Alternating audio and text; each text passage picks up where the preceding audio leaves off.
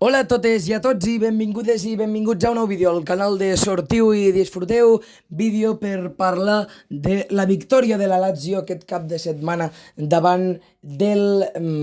Nàpols al camp de l'últim campió, el Diego Armando Maradona, victòria dels de Roma, dels de la capital italiana, que van assaltar, com dèiem, el camp dels napolitans amb una victòria per 1-2 que demostra, que confirma que aquesta Lazio, després del subcampionat la temporada passada, vol lluitar per tornar-se a dalt de la Sèrie A. Una temporada, per cert, en la que la Lazio disputarà no només competició europea com ho havia estat fent aquests últims anys, sinó que la Champions League, de la mà de un bon mercat de fitxatges que ha fet la Lazio, en el que ha incorporat futbolistes com Kamada o el Tati Castellanos, que el que han fet, sobretot ho veurem després quan analitzem l'alineació, és donar refons de plantilla, una mica de fons d'armari a una Lazio que sempre havia estat molt castigada per els pocs jugadors de la seva plantilla, que quan arribaven els moments determinants, els moments de combinar 2-3 competicions, acabaven molt cansats i baixant molt el seu rendiment. Una Lazio que va guanyar davant del Nàpols, l'últim campió, que va sortir Meret a la porteria, Di Lorenzo, Ramahain,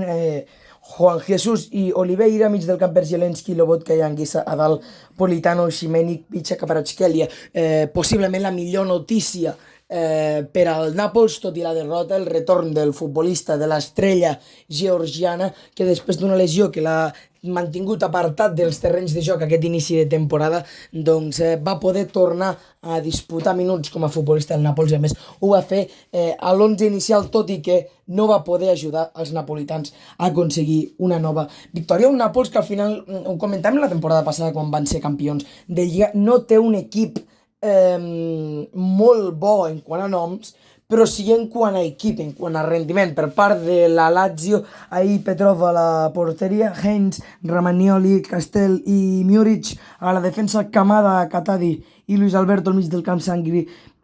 Ciro Immobile i Felipe Anderson a dalt. Com comentàvem, a la banqueta, futbolistes com el Tati Castellanos, l'eix del Girona, que el que fan és ampliar aquest fons d'armari que no tenia altres temporades. La Lazio, el fitxatge molt important,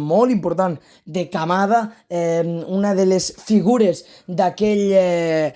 Eintracht de Frankfurt que va eliminar el Barça i va ser campió de l'Europa League ja farà un parell de temporades, i com comentàvem, al final el que fan és allargar la plantilla, a part de sumar-li molta qualitat i gol en tots dos jugadors, perquè Tati Castellanos ja el coneixem de la temporada passada, però Kamada és un futbolista que a la mitja punta porta molta visió de joc i té molta arribada a l'àrea. Estadísticament el partit, res a veure amb el marcador. Al final el Nàpols va tenir la possessió, va proposar més, va tenir moltes ocasions, però la Lazio, tancadeta darrere, va esperar el seu moment i quan va arribar no va perdonar davant dels últims campions, amb dos gols que van caure com un gerro d'aigua freda al Diego Armando Maradona. El partit no va ser gens dolent dels locals, que van veure però com en els minuts finals l'equip entrenat per Seri acabava enduent-se una victòria de molt prestigi per la Lazio,